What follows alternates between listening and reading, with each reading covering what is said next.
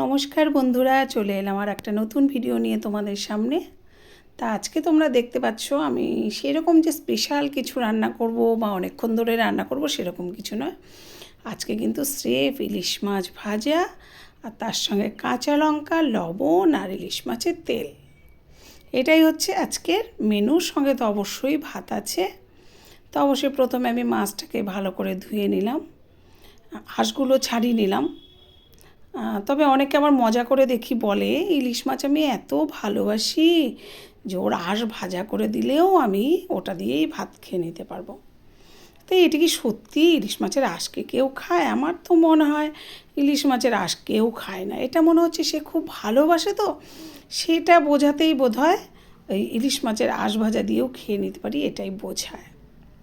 তবে হ্যাঁ, ইলিশ মাছটা আমি খুব ভালোবাসি, অনেকেই ভীষণ প্রিয়, অনেকেরই ভীষণ প্রিয় ইলিশ মাছটা, খুব ভালোবাসে। এক ইলিশ মাছ দিয়ে ভাত খেয়ে নিতে পারি আমরা, অনেকেই এরকম আছে। আর তবে বোধহয় আঁশটা একদমই খাওয়া যায় না, ওটা একটা জাস্ট কথার কথা।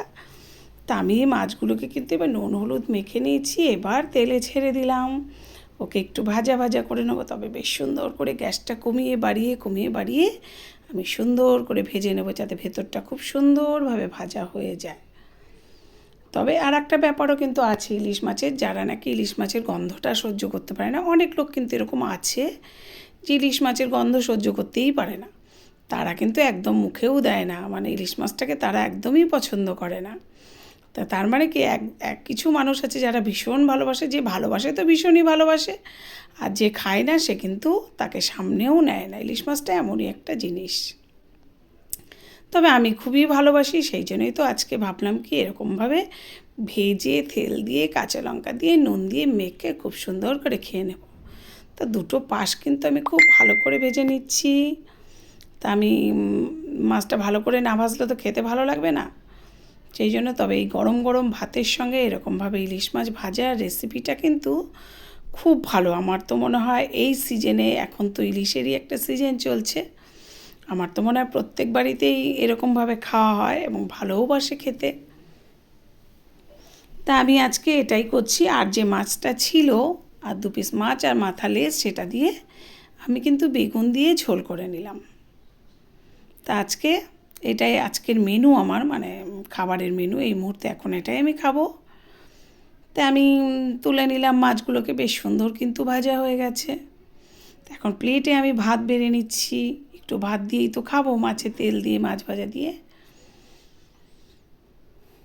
তা একদম ভাতটা কিন্তু একদম গরম, যেহেতু ধোঁয়া উঠছিল সেই জন্য এই জায়গাটা এরকম লাগছে দেখতে। ভাতটাকে বেড়ে নিলাম।